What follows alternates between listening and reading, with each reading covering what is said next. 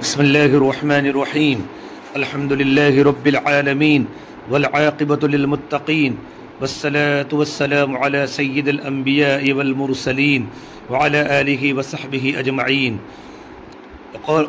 أعوذ بالله من الشيطان الرجيم. بسم الله الرحمن الرحيم. وأقيموا الصلاة وآتوا الزكاة واركعوا مع الراكعين. میرے محترم پیارے بھائیو، ماہ مبارک کا آج 15واں روزہ ہے اور آدھا رمضان گزر چکا ہے. یہ عشرہ جو چل رہا ہے، مغفرت کا عشرہ چل رہا ہے. بہت بڑا مجمع اپنے مالوں کی زکوٰۃ کو نکال چکا ہے، اور رمضان مبارک کے شروع ہوتے ہی ہم مسلمانوں میں ذہنی، ایمانی اور اعمالی اعتبار سے بہت سے خوشگوار تبدیلیاں واقع ہوئی ہیں. ہمارے ارد گرد کے معاشرے میں امن و امان، باہمی ہمدردی، اخوت و بھائی چارگی کی ایک عجیب فضا قائم ہوئی ہے. کیونکہ رمضان کا مہینہ خیر خواہی کا مہینہ ہے، رمضان کا مہینہ غمخواری کا مہینہ ہے. چنانچہ اسی مہینے میں عام طور پر لوگ اپنے مالوں کی زکوٰۃ نکالتے ہیں. اگرچہ زکوٰۃ کی ادائیگی کا براہ راست رمضان سے کوئی تعلق نہیں ہے، بلکہ زکوٰۃ کے وجوب اور اس کی ادائیگی کا تعلق اس کے متعین نصاب کا مالک بننے سے ہے. لیکن چونکہ رواجی بن چکا ہے، رمضان میں زکوٰۃ کی ادائیگی کی جاتی ہے. میرے بھائیو، اسلام نے زکوٰۃ کا جو ہمیں حکم دیا ہے، اس کی حقیقت و حکمت اور فائدہ سمجھنے کے لیے اولاً اس کے لغوی معنی مفہوم کو جان لینا بہت ضروری ہے کہ زکوٰۃ کو زکوٰۃ کیوں کہتے ہیں. زکوٰۃ کا معنی ہوتا ہے پاکیزگی، طہارت، پاک صاف ہونے یا کرنے کو بھی زکوٰۃ کہا جاتا ہے. جب انسان اپنے مالوں کی زکوٰۃ نکالتا ہے، پروردگار عالم دوسرے تمام مالوں کو پاک کر لیتا ہے. اور دوسرا معنی ہے نشو نما اور بالغی، جس میں کسی چیز کے بڑھنے، پھلنے، پھولنے اور فروغ پانے کا مفہوم پایا جاتا ہے. اس لیے جب انسان اپنے مالوں کی زکوٰۃ کو ادا کرتا ہے تو قرآن کریم اللہ نے کہا وَمَا آتَيْتُم مِّن زَكَاةٍ تُرِيدُونَ وَجْهَ اللَّهِ فَأُولَٰئِكَ هُمُ الْمُضْعِفُونَ، کہ جو لوگ اپنے مالوں کی زکوٰۃ کو نکالتے ہیں صرف اللہ تعالیٰ کی رضا کے لیے، اللہ پاک ان کے مالوں کو بڑھاتا ہے. دنیا میں ان کے مالوں میں برکتیں ہوتی ہیں، ان کے مالوں کی حفاظت ہوتی ہے، اور آخرت میں اللہ پاک ان کا اجر بڑھا چڑھا کر دیتے ہیں. اور ایک روایت میں ہے احد پہاڑ سے بھی زیادہ اللہ پاک ان کو اجر دیتے ہیں. اور شریعت کی اصطلاح میں زکوٰۃ بولتے ہیں مخصوص مال میں مخصوص افراد کے لیے مال کی ایک متعین مقدار کو زکوٰۃ کہتے ہیں. تو میرے بھائیو، زکوٰۃ کو زکوٰۃ اس لیے کہتے ہیں کہ زکوٰۃ ادا کرنے کے بعد جو دولت بچتی ہے وہ ہر قسم کی گندگی اور میل کچل سے پاک ہو جاتی ہے. چنانچہ اسی کے ترجمہ کرتے ہوئے علامہ اقبال نے فرمایا کرتا ہے دولت کو ہر آلودگی سے پاک صاف، منعیموں کو مال و دولت کا بناتا ہے امین. زکوٰۃ کا جو دوسرا معنی ہے نشو نما، بڑھنے اور پھلنے پھولنے کا ہے. جیسے وہ کھیتی جو بہت بڑھ رہی ہو اور پھل پھول لا رہی ہو، اس کے بارے میں کہا جاتا ہے زکت زرع، کہ کھیتی نے نشو نما پائی. اس مفہوم کو پیش نظر رکھے کہ اس صورت میں زکوٰۃ کو زکوٰۃ اس لیے کہتے ہیں زکوٰۃ دینے سے رائے خدا میں خرچ کرنے سے مال بڑھتا ہے، اس میں کمی باقی نہیں ہوتی. جیسا کہ حدیث پاک میں اللہ کے نبی صلی اللہ تبارک و تعالیٰ علیہ وسلم کا ارشاد ہے. اللہ کے نبی صلی اللہ تبارک و تعالیٰ نے فرمایا ما نقصت صدقۃ من مال وما زاد اللہ عبدا بعفو الا عزا وما تبادغ احد للہ الا رفعہ اللہ. صحیح مسلم کی روایت ہے کہ کوئی صدقہ کسی مال کو کم نہیں کرتا، اور اللہ تبارک و تعالیٰ معاف کرنے والے بندے کو مزید عزت بخشتے ہیں.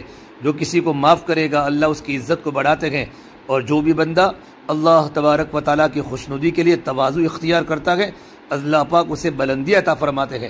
اس حدیث پاک میں صدقہ سے مراد ہر وہ مال جو اللہ کے راستے میں خرچ کیا جاتا ہے، چاہے وہ صدقات نافلہ ہو یا صدقات واجبہ یعنی زکوٰۃ ہو. دونوں کا یہ فائدہ بیان کیا کہ اللہ کے راہ میں خرچ کرنے سے مال کبھی کم نہیں ہوتا، اس میں مزید برکت ہوتی ہے، اور نتیجہ یہ ہوتا ہے کہ وہ بڑھتا ہی رہتا ہے. پروردگار عالم اس کے مال کی حفاظت کرتا ہے. میں آپ کے سامنے دو واقعے بیان کرتا ہوں کہ پروردگار عالم زکوٰۃ کے مال کو نکالنے کی بنیاد پر اللہ تبارک و تعالیٰ کاروبار کی، اللہ پراپرٹی کی کیسے حفاظت کرتا ہے. شیخ الحدیث مولانا محمد زکریا صاحب رحمۃ اللہ علیہ نے اپنی آپ بیتی میں نقل کیا ہے. ایک واقعہ نقل کیا حضرت نے نہایت حیرت انگیز بیان کیا، جن کا خلاصہ ہے کہ مظاہرون سہارنپور جو ہمارا بڑا مدرسہ ہے، ان کے ابتدائی محسنین میں سے تھے، ایک صاحب تھے حافظ فضل حق تھے. حافظ فضل حق کہ ان کا تکیہ کلام تھا اللہ کے فضل سے. اللہ جب بھی کوئی بات کرتے تو بولتے اللہ کے فضل سے، ہر بات میں یہی کہا کرتے تھے اللہ کے فضل سے یہ ہوا، اللہ کے فضل سے وہ ہوا. ایک مرتبہ انہوں نے حضرت مولانا محمد مظہر صاحب رحمۃ اللہ علیہ سے صبح کو عرض کیا، حضرت جی رات کو تو اللہ کے فضل سے اللہ کا غضب ہو گیا۔ حضرت بھی یہ فقرہ سن کے ہنس پڑے اور فرمایا، حافظ جی اللہ کے فضل سے اللہ کا کیا غضب ہو گیا؟ انہوں نے کہا، رات میں سو رہا تھا اور مکان میں اکیلا ہی تھا، آنکھ کھلی تو دیکھا کہ 3-4 آدمی میرے کوٹھے کے کیواڑوں کو چمٹ رہے ہیں۔ میں نے ان سے بیٹھ کر پوچھا، ارے تم چور ہو؟ کہنے لگے، ہاں ہم تو چور ہیں۔ میں نے کہا، سنو میں شہر کے مالداروں میں سے ہوں اور مدرسہ سہارنپور کا خزانہ بھی میرے پاس ہے اور سارا کا سارا اسی کوٹھے میں ہے، اور یہ تالا جو اس کو لگا ہوا ہے وہ 6 پیسے کا ہے۔ تمہارے باپ کی بھی طاقت نہیں تالے کو توڑ سکے، ہاں یہ تالا کبھی ٹوٹنے کا نہیں۔ تم تو 3-4 ہو، 10-12 کو بلا لو، اس تالے کو تم ٹھیکتے رہو، توڑتے رہو، یہ کبھی ٹوٹنے کا نہیں۔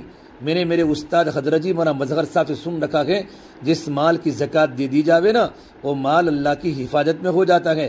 میں نے اس مال کی زکوٰۃ جتنی واجب ہے اس سے زیادہ دے دی ہے، اس لیے مجھے اس کی حفاظت کی کوئی ضرورت نہیں۔ اللہ میاں کا وعدہ ہے، اللہ میاں حفاظت کریں گے۔ حضرت جی اللہ کے فضل سے میں تو یہ کہہ کر سو گیا، جب پچھلے پہر اٹھا نا تو تالے سے لپٹ رہے تھے، توڑ رہے تھے۔ میں نے کہا، ارے میں نے تو کہہ دیا تھا 10-12 کو اور بلا لو تمہارے دوست کو، اللہ کے فضل سے تالا ٹوٹنے کا نہیں۔ حضرت جی یہ کہہ کر میں تو اللہ کے فضل سے نماز میں لگ گیا۔ جب اذان ہو گئی تو میں نے ان سے کہہ کر کہ میں تو نماز کو جا رہا ہوں فجر کی، تم اس کو لپٹتے رہو، توڑتے رہو۔ پھر حضرت جی اللہ کے فضل سے وہ سارے کے سارے بھاگ گئے اور میرے تالے کو توڑ نہ سکے۔ اللہ نے زکوٰۃ کی برکت سے اللہ نے میری مال کی حفاظت کی۔ حضرت شیخ نے واقعہ اپنے آپ بیتی میں نقل کیا ہے، کتنا عبرتناک واقعہ ہے۔ اے بھائی اللہ تبارک و تعالی مال کی حفاظت کرتا ہے۔ اسی طرح شیخ الحدیث مولانا محمد زکریہ صاحب نے اپنی آپ بیتی میں اپنے والد حضرت مولانا محمد یحییٰ صاحب رحمۃ اللہ علیہ اور بعض لوگوں کے حوالے سے واقعہ لکھا ہے جو نہایت حیرت انگیز اور قابل عبرت ہے۔ وہ یہ کہ ضلع سہارنپور میں بٹ سے آگے انگریزوں کی کچھ کوٹھیاں تھیں، یہ ایک قصبہ ہے، اس کے قرب و جوار میں بہت سی کوٹھیاں کاروباری تھی جن میں ان کے انگریزوں کے کاروبار ہوتے تھے، اور ان کے پاس مسلمان ملازم کام کیا کرتے تھے یو پی وغیرہ کے، اور وہ انگریز دہلی، کلکتہ وغیرہ بڑے شہروں میں رہتے تھے۔ کبھی کبھی معائنہ کے طور پر، انکوائری کے طور پر آ کر اپنے کاروبار کو دیکھ جاتے تھے۔ ایک دفعہ اس جنگل میں آگ لگی اور قریب ساری کی ساری کوٹھیاں جل گئی۔